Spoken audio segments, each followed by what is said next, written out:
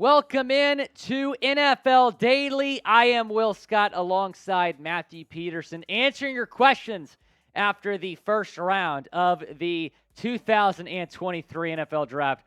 Wild first round, Matthew. Really was. And every year we say it's a wild draft, but this draft felt a little extra we wild. mean it this year. This year we really do mean it's wild with a capital W. There it is. Now, Absolutely. First question coming in from your guy, Chad Jones. Who? Chad Jones. Chad Jones. Should Miami wait for Dalvin Cook and trade up in the second round and pick Washington? Dalvin Cook to be cut, Chad Jones. The Dolphins are in a tough spot right now because running back is certainly a need. Yeah, they re-signed all four of their running backs in free agency, but their contracts make it doable to None of them are all that good. Exactly. Their contracts make it doable to move on from one or two. And like you said, the Dolphins' run game not good last year, ranked 27th in the league. But if they know they can get Dalvin Cook, then they're probably not going to want to spend a day two pick on a running back. Can I throw a name at you? Hit me. What about DeAndre Swift? What about a trade for DeAndre Swift after they draft Gibbs? I like it. I think Swift is going to get moved during Cook, the second or third day of the draft. Swift well could be traded during this draft during this draft. But Chad Jones, I'll say this in response to Washington. This morning, I told my Dolphins Today viewers that Darnell Washington was merely a dream, that it probably was not going to be realistic. Chad Jones, are you looking at me? The dream is alive. Darnell Washington might be a Miami Dolphin. Wet Noodle 187. Biggest mistake for any team. I think it might be Detroit just because they doubled down on everything they did in free agency. What were their big sort of free agency acquisitions? They signed David Montgomery. They signed a linebacker, Alex Anzalone. And what do they do in the draft with some of their first picks in round one after making some trades? Running back and off-ball linebacker. I think Gibbs and Jack Campbell are going to be really good players for Detroit. Yeah. They're just doubling up at a lot of spots where they already have a lot of good players. I think that they could have spread the wealth a little bit more to some other positions. I feel like they could have traded back twice and still got both of these guys. Agreed. So that's the problem I had with Detroit. But like you said, Gibbs and Campbell, I think could both be very good, especially Campbell. I thought Campbell was going to be kind of a late round one guy, and then everyone's like, that's a reach. They take him number 18 overall. Call it a reach, but I think he's going to be pretty good.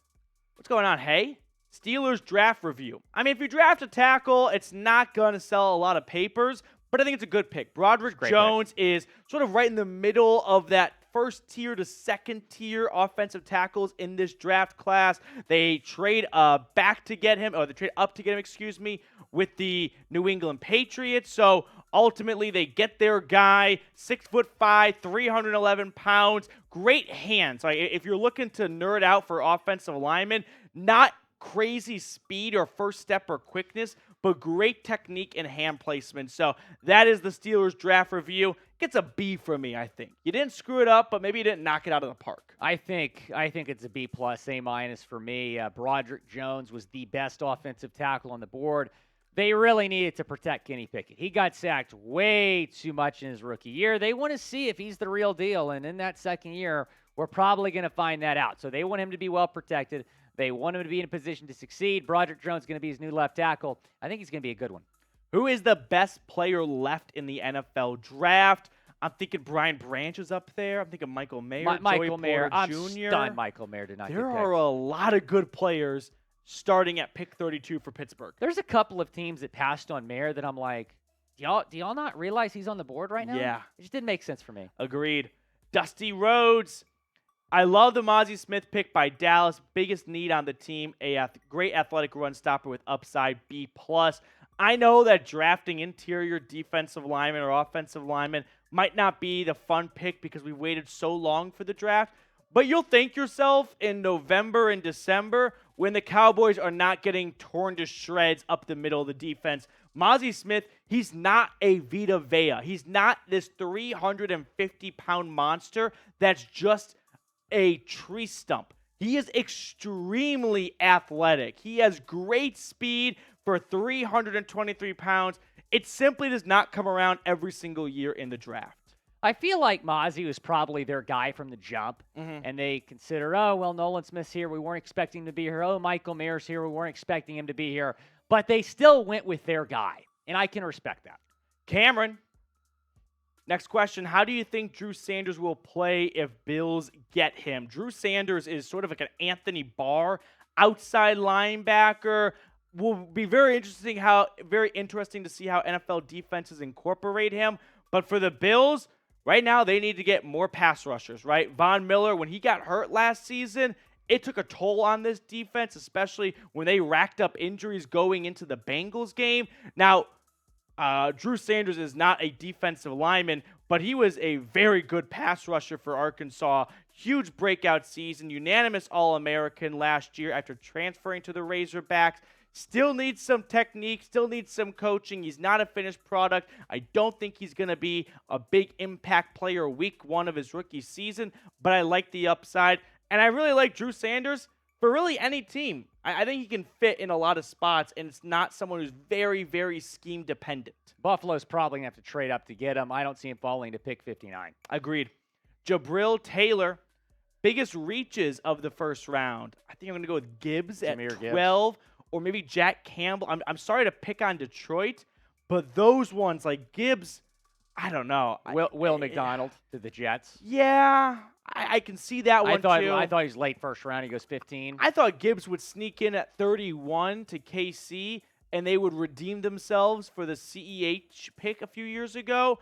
But I just don't see why Detroit felt like, with 2 good running backs in David Montgomery and DeAndre Swift, they were 1 more running back away. So maybe they trade one of those 2 guys. Well, they just signed Montgomery. So I'm going to go with Gibbs. That's my final answer. We were hearing in the last week how legit this Jahmyr Gibbs going first round buzz was, because last week, Petey, we saw mocks that had him going late second, mid second. Then it's like, oh, he could slide into the first round. Then, oh, he could be the second running back taken. He goes number 12 overall. He really rose his stock over the last week. Teams just fell in love with him, apparently. Make sure to subscribe, by the way, if you're not already. We keep you guys informed and entertained when it comes to NFL, NBA, and college football as well. Everything you're looking for, we've got you covered, so make sure to hit that sub button if you have not already. Gaming Wizard, thoughts on the Calijah Kancey pick for the Tampa Bay Buccaneers at number 19.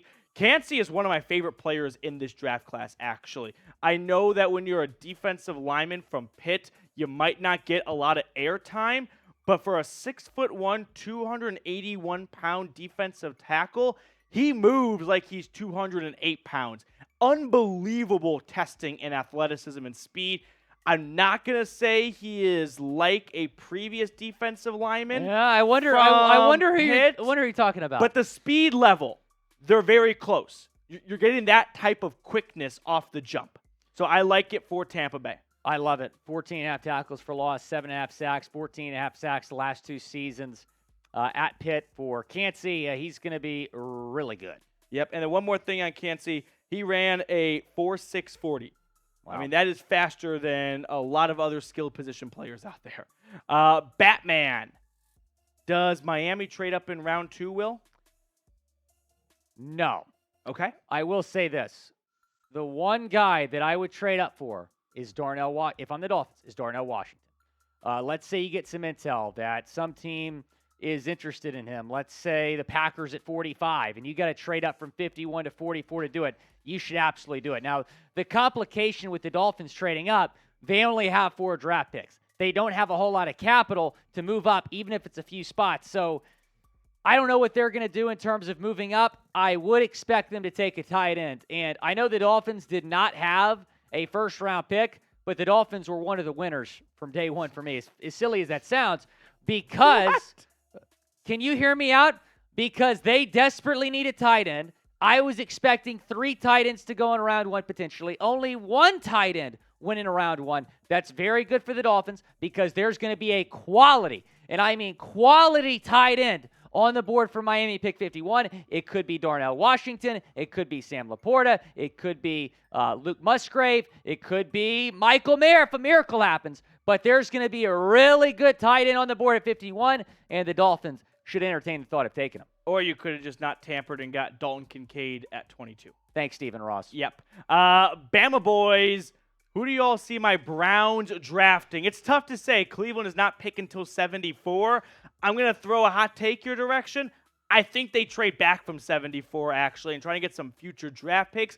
But sitting at 74, there's some good defensive tackles. This is a really deep defensive line class. Kobe Turner is a name. If Keanu Benton were to fall, I'm sure they would love that. As for like edge rushers, maybe Isaiah Foskey, Zach Harrison, safeties, Jamie Robinson. Kobe Turner is my pick for right now. Marvin Mims, if they go sort of just best player available mode and find a wide receiver to try and help replace Amari Cooper in 2024 potentially, that could be a name to watch for. So are you happy with your team's draft so far? Yes or no? I think a lot of people should feel confident about how their team performed in the first night of the draft. Even the Lions fans watching should feel like, well, we may not have needed those two positions, but Gibbs was a very good player for Alabama, and Jack Campbell was the best linebacker in football last year. Yeah. They might not have needed more of them, but they're not bad players. No, they just might not be impact in 2023, which is sort of their best window they've had to win the the NFC North ever. I don't really see a whole lot of losers from tonight. I think I see more winners. I mean, obviously the Texans stand out, the Eagles stand out. I thought the Steelers moving up to take Broderick Jones was a huge move for them because I think that the Jets were going to take him at number 15. The Steelers stand out to me. Really like the Christian Gonzalez pick to New England. Thought the Patriots won tonight. Can't see. I mean, just good picks across the board. And what we knew was a deep draft class, really top to bottom. GM Evan Hinders. I know how you guys feel about Will Levis. I think Minnesota will trade up for Will Levis because I compare him to Dante Culpepper. That is Anthony Richardson. That's who Dante Culpepper's comp is. Will Levis just has unbelievable arm talent, but, man, if there were character concerns before the draft, the way he kind of handled himself in the green room, there were a lot of memes that came out of it, and they're not going to go anywhere. Where does Will Levis go? I mean, I'm personally not crazy about him as a prospect. He can go anywhere. He can go anywhere that team feels like this is just a good pick at this point. I think the Vikings, if they want to go quarterback, Hendon Hooker might be their guy. I think Levis is going to the Raiders at pick 38. That's my prediction. Don't hate that. Don't hate that. All right, that is our last question of this mailbag here. Thank you so much for tuning in. We'll see everyone for our day 2 coverage here at Chat Sports.